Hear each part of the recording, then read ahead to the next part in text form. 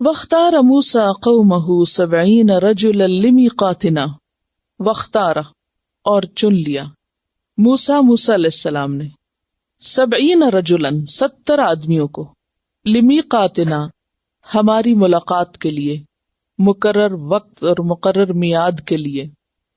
یہ کون لوگ تھے جن کو موسیٰ علیہ السلام نے چنا تھا اور کیوں چنا تھا؟ اس کے کئی وجوہات بتائی جاتی ہیں۔ ایک رائے تو یہ ہے کہ جب موسیٰ علیہ السلام نے اپنی قوم کے لوگوں کو آ کر تورات کے احکام سنائے تو انہوں نے کہا کہ ہم کیسے یقین کر لیں، یعنی پیچھے گزرا نا کہ اخذ الالواح، اب وہ الواح اٹھائیں اور لوگوں کو بتانا شروع کیا کہ اللہ تعالیٰ ان سے کیا چاہتے ہیں۔ جب بتانا شروع کیا تو قوم نے کیا کہا، ہم کیسے مانیں کہ واقعی تم یہ سب کچھ اللہ کی طرف سے لے کر آئے ہو، اور یہ اللہ کا پیغام ہے اور اللہ کا کلام ہے اور اللہ ہی کی طرف سے نازل کیا ہوا ہے، اچھا ہمیں بھی ساتھ لے چلو جہاں سے تم یہ لائے ہو۔ اب ساری قوم کو تو نہیں لے جایا جا سکتا تھا، تو اس پر کیا کیا گیا، 70 لوگ ان 12 قبائل میں سے منتخب کیے گئے، چن لیے گئے، اور موسیٰ علیہ السلام انہیں لے کر کوہ طور پہ گئے۔ وہاں موسیٰ علیہ السلام اللہ تعالیٰ سے ہم کلام ہوئے، یا اللہ تعالیٰ نے موسیٰ علیہ السلام سے بات کی۔ اس بات کو ان لوگوں نے بھی سنا، یعنی اس کلام کو سنا، لیکن اس کے باوجود نہ مانے، کہنے لگے، سورۃ البقرہ آیت 55 میں آپ پڑھ چکے ہیں، وَإِذْ قُلْتُمْ يَا مُوسَىٰ لَن نُّؤْمِنَ لَكَ حَتَّىٰ نَرَى اللَّهَ جَهْرَةً فَأَخَذَتْكُمُ الصَّاعِقَةُ وَأَنْتُمْ تَنظُرُونَ۔ اور جب تم نے کہا اے موسیٰ ہم ہرگز نہیں مانیں گے جب تک کہ ہم اللہ تعالیٰ کو سامنے نہ دیکھ لیں، وہاں پہنچ کر انہوں نے اللہ کو دیکھنے کا مطالبہ کر دیا۔ فَأَخَذَتْكُمُ الصَّاعِقَةُ، تو وہاں کیا آتا ہے، صاعقہ نے ان کو پکڑ لیا، اور یہاں پر کیا آتا ہے، فَلَمَّا أَخَذَتْهُمُ الرَّجْفَةُ، پھر جب پکڑ لیا ان کو زلزلے نے۔ تو دونوں روایات تھوڑی فرق ہیں، تو آپ دیکھیے کہ یہ بھی ہو سکتا ہے کہ زلزلہ بھی ہو اور صاعقہ بھی ہو، یعنی کڑک بھی ہو، گرج بھی ہو اور اس کے ساتھ زلزلہ بھی ہو۔ تو آگے پھر ہم دیکھتے ہیں کہ کیا ہوا، لیکن ایک اور وجہ بھی بتائی جاتی ہے ان لوگوں کے کوہ طور پہ جانے کی، یعنی 70 لوگوں کے جانے کی، اور وہ کیا ہے کہ یہ وہ 70 لوگ تھے جو اپنی قوم کی طرف سے توبہ کرنے کے لیے موسیٰ علیہ السلام کے ساتھ کوہ طور پر گئے تھے، اور انہوں نے معذرت کی تھی، اپنے قصور کا اعتراف کیا، یعنی بچڑے کی عبادت کے جرم کے لیے توبہ کرنے کو گئے تھے۔ اور کہا جاتا ہے یہ وہ لوگ تھے جنہوں نے بچڑے کی عبادت نہیں کی تھی لیکن لوگوں کو اس سے روکا نہیں تھا، تو چونکہ یہ بھی قصوروار تھے۔ کیا قصور تھا ان کا؟ برائی کو نہیں روکا، برائی کو دیکھتے رہے اور منع نہیں کیا۔ تو اب یہ کیا کرنے گئے، پھر وہاں توبہ کرنے گئے، اپنی طرف سے بھی اور اپنی قوم کی طرف سے بھی۔ اور بعض روایات میں یہ آتا ہے کہ اس کی کوئی خاص وجہ نہیں تھی، بس ویسے ہی یہ اللہ کو یاد کرنے کے لیے اور اللہ کا ذکر کرنے کے لیے اور دعائیں کرنے کے لیے وہاں پر گئے تھے۔ اور جب یہ وہاں پہنچے تو انہوں نے کیا دعا کی کہ یا اللہ ہمیں وہ کچھ دے جو اس سے پہلے تو نے کسی کو نہیں دیا اور نہ آئندہ کسی کو دے۔ تو یہ دعا اللہ تعالیٰ کو پسند نہیں آئی اور اس پر پھر ان کی پکڑ ہو گئی۔ بہرحال اب ہوا یہ کہ یہ 70 لوگ جب کوہ طور پر گئے تو وہاں انہیں زلزلے نے پکڑ لیا۔ قالا، کہا، کس نے؟ موسیٰ علیہ السلام نے، ربی، اے میرے رب، لو شئت، اگر تو چاہتا، اہلکتہم، ہلاک کر دیتا تو ان کو، من قبل، اس سے پہلے، یعنی فرعون کے ہاتھوں مارے جاتے یہ یا سمندر میں ہی ڈوب جاتے، آپ چاہتے تو اس سے پہلے ہی ان کی پکڑ کر لیتے، وَإِيَّایَ، اور مجھ کو بھی، أَتُهْلِكُنَا، کیا تو ہلاک کرے گا ہم کو، یا تو ہلاک کرنا چاہتا ہے ہمیں، بما، بوجہ اس کے جو، فعل السفہاء منا، کیا بے وقوفوں نے ہم میں سے، یعنی بعض بے وقوف لوگ جو ہمارے ساتھ تھے ان میں سے جو مطالبہ انہوں نے کیا اس کی وجہ سے تو انہیں سب کو مار دیا۔ تو اس سے یہ پتہ چلتا ہے کہ انہوں نے کوئی مطالبہ کیا تھا یا کوئی ایسا کام کیا تھا جس پر ان کی پکڑ ہوئی تھی۔ سمجھ آئی؟ کیا کہا تھا موسیٰ علیہ السلام نے؟ اتہلکنا، کیا تو ہمیں ہلاک کرتا ہے یا تو نے ہمیں ہلاک کر دیا، کیوں؟ بما، بوجہ اس کے جو، فعلا، کیا، السفہاء منا، ہم میں سے بے وقوفوں نے. تو ہم میں سے کون ہیں؟ یہ جو 70 لوگ وہاں پر موجود تھے، ان میں سے بعض نے کوئی ایسا کام کیا تھا کہ جس کام کی وجہ سے سب کی پکڑ ہو گئی تھی. وہ کیا کام تھا؟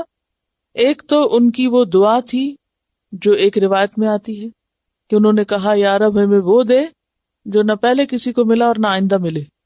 اس دعا کو پسند نہ کیا گیا اور اس بنا پر ان کی پکڑ ہو گئی.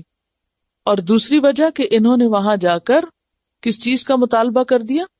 اللہ کو دیکھنے کا، کہ یا رب تو ہمیں دکھا، ہم تجھے دیکھنا چاہتے ہیں. تو اس سے کیا پتہ چلتا کہ یہ مطالبہ سب کا نہیں تھا بلکہ چند لوگوں کا تھا، اور پکڑ سب کی ہو گئی. کیوں؟ کہ باقیوں نے بھی ان کو روکا نہیں. تو اس سے کیا پتہ چلتا ہے کہ اگر کسی جگہ کچھ لوگ اکٹھے ہوں اور ان میں سے بعض لوگ غلط کام کر رہے ہیں اور دوسرے صرف دیکھتے رہیں اور منع نہ کریں تو اس سے کیا ہوگا؟ سب کی پکڑ ہو سکتی. اور اسی وجہ سے جب کسی قوم میں کوئی برائی ہوتی ہے تو بعض اوقات ساری قوم برا نہیں کر رہی ہوتی، لیکن جب سزا ہوتی ہے تو سب کو ہو جاتی. کیوں؟ کیونکہ وہ دوسروں کو روکتے نہیں. کیونکہ امر بالمعروف اور نہی عن المنکر جو ہے وہ لازم ہے. والعصر ان الانسان لفی خسر، قسم ہے زمانے کی، یقیناً انسان نقصان میں ہے سوائے ان لوگوں کے جو ایمان لائے اور جنہوں نے اچھے کام کیے اور جو ایک دوسرے کو حق کی تلقین کرتے رہے. تو گویا ایک دوسرے کو حق بات نہ کرنا کیسا جرم ہے؟ خسارے کا باعث، نقصان کا ذریعہ. ان ہی الا فتنتک، ان ہی نہیں یہ، الا مگر، فتنتک تیری آزمائش. فتنہ کس کو کہتے ہیں؟ امتحان کو، آزمائش کو، اور فتنہ عذاب کو بھی کہتے ہیں. تو اس زلزلے کو موسیٰ علیہ السلام نے کیا قرار دیا کہ یا رب یہ جو ہلاکت ہو گئی ہے ان 70 لوگوں کی اور یہ جو زلزلہ آ گیا ہے یہ تیری طرف سے ایک بہت بڑا امتحان ہے، آزمائش ہے، یا یہ کہ عذاب ہے، کیونکہ فتنہ تینوں معنوں میں استعمال ہوتا ہے. تو دل بہا من تشاؤ، تو دل تو بھٹکا دیتا ہے، بہا ساتھ اس کے، من تشاؤ جس کو تو چاہتا ہے، وتہدی اور تو ہدایت دیتا ہے، من تشاؤ جس کو تو چاہتا ہے. کوئی بھی فتنہ یا آزمائش کچھ لوگوں کے لیے ہدایت کا سبب بن جاتی ہے اور کچھ کے لیے گمراہی کا سبب. کیوں؟ وجہ، کچھ لوگ اس سے سبق حاصل کر لیتے ہیں، وہ فوراً یہ سوچتے ہیں کہ ہماری غلطی کیا ہے اور توبہ استغفار کرتے ہیں اور آئندہ کے لیے اپنی اصلاح کر لیتے ہیں. اور کچھ لوگ مزید بگڑ جاتے ہیں. کیوں؟ اس لیے کہ ان کی نظر اپنی غلطیوں پر نہیں ہوتی، ان کو اپنی غلطی نظر ہی نہیں آتی. وہ سوچتے ہیں ہمارا کیا قصور ہے، ہم نے تو کچھ کیا ہی نہیں، اور وہ اس آزمائش پر الٹے اللہ تعالیٰ سے ناراض ہو جاتے ہیں اور اس ناراضگی سے اور دور ہو جاتے ہیں. جیسے پیچھے ہم نے قرآن پاک میں پڑھا کہ بعض لوگ کیا دلیل دیتے ہیں کہ ہمارے آباء و اجداد پر بھی اچھے برے دن آتے رہے اور یہ تو زمانے کا پھیر ہے، یہ تو ہوتا ہی رہتا ہے. یاد رکھیے کہ یہ 70 لوگ چونکہ 2 وجوہات کی بنا پر وہاں پر گئے تھے، یعنی مفسرین نے 2 بڑی آراء کا ذکر کیا ہے. ایک تو موسیٰ علیہ السلام کے ساتھ کچھ دعائیں وغیرہ کرنے اور وہاں جا کر انہوں نے یہ کہا کہ ہم نہیں مانتے جب تک کہ ہم اللہ تعالیٰ کو دیکھیں نا. تو یہ جو دیکھنے کی فرمائش تھی، یہ فرمائش ان کے لیے ایک مصیبت بن گئی. اور دوسری چیز بچڑا پرستی، وہ بھی ایک آزمائش تھی. اور پھر اس کے نتیجے میں جو زلزلہ آیا وہ ایک آزمائش تھی. یہ اور جگہ پر آتا ہے نا، قَالَ فَإِنَّا قَدْ فَتَنَّا قَوْمَكَ مِن بَعْدِكَ، کہ تیرے بعد ہم نے تیری قوم کو آزما لیا. تو پوجنے والوں کی بھی آزمائش تھی، منع نہ کرنے والوں کی بھی. دیکھیے کہ جب کوئی شخص غلط کام کرتا ہے تو وہ صرف اپنے آپ کے لیے مشکل نہیں کرتا بلکہ دوسروں کے لیے بھی کر دیتا ہے نا. اور جب کسی پہ تکلیف آتی ہے تو وہ صرف اس کے لیے نہیں آتی بلکہ دوسرے کے لیے بھی آتی. مثلاً آپ دیکھیے کہ آپ اپنے بچوں کو منع کرتے ہیں کہ چاکلیٹ نہیں کھاؤ، زیادہ نہیں کھاؤ کیونکہ دانت خراب ہوں گے. کیوں منع کرتے ہیں؟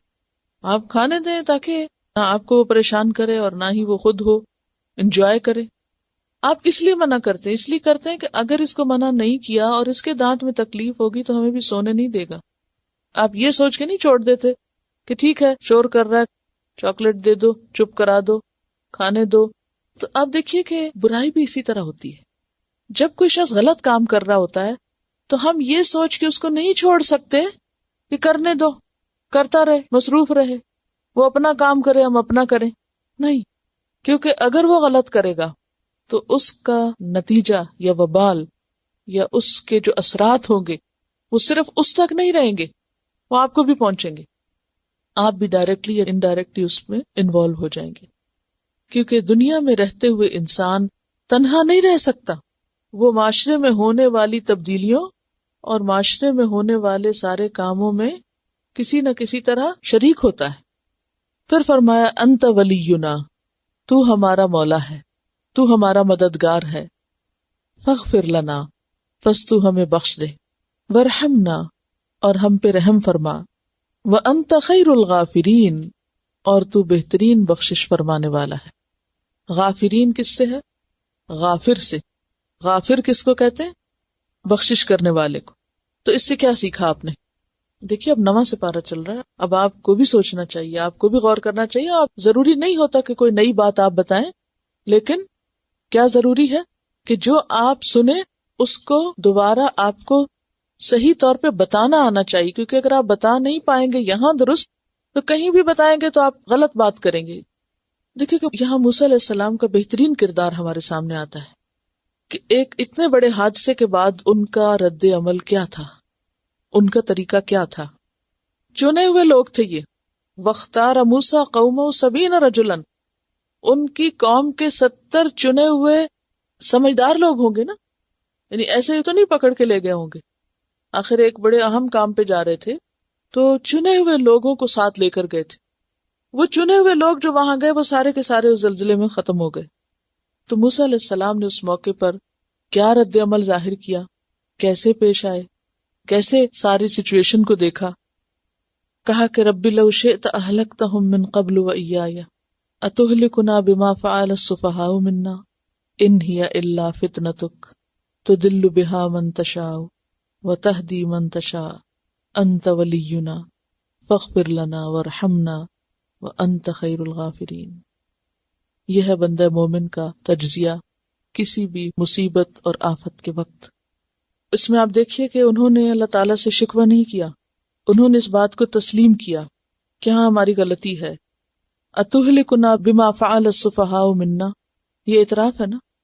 اور پھر کیا کہا، ان ہی الا فتنتک، کہ یا رب یہ تو بہت بڑا امتحان ہے، بہت بڑی آزمائش ہے.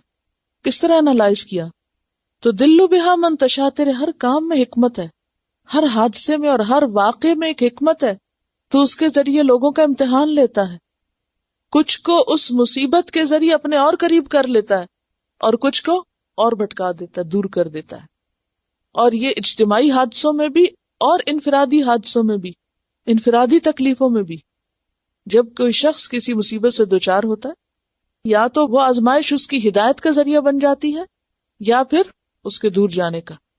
کیونکہ ہوتا یہ کہ جب کوئی پریشانی آتی ہے نا انسان پر تو شیطان اس کے دل میں طرح طرح کے وسوسے ڈالتا ہے اور اس کو فوراً اللہ تعالیٰ سے بدگمان کرنے لگتا ہے اور فوراً اس کے دل میں یہ خیال ڈالتا ہے کہ دیکھو تم نے اتنے اچھے اچھے کام کیے تھے اور اس موقع پر اللہ نے تمہیں نہیں بچایا تو کیا فائدہ ہوا تمہاری ساری نیکیوں کا، تمہیں کیا ملا.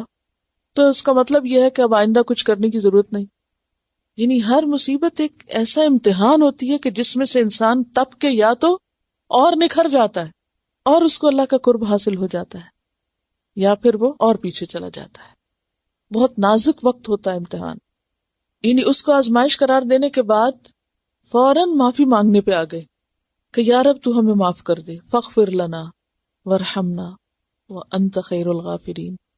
اللہ تعالیٰ کے اس عمل کو جب آپ دیکھیں نا یکا یک ایک ایسا جھٹکا لگے کہ سب کے سب ختم ہو جائیں تو اس پر کوئی اعتراض نہیں کیا، یہ کیوں کیا، وائے نہیں کہا، بلکہ اللہ کی قدرت کا اظہار کیا کہ یا رب تو کچھ بھی کر سکتا ہے اور کبھی بھی کر سکتا ہے، اب تو نے کیا یہ تو پہلے بھی ہو سکتا تھا.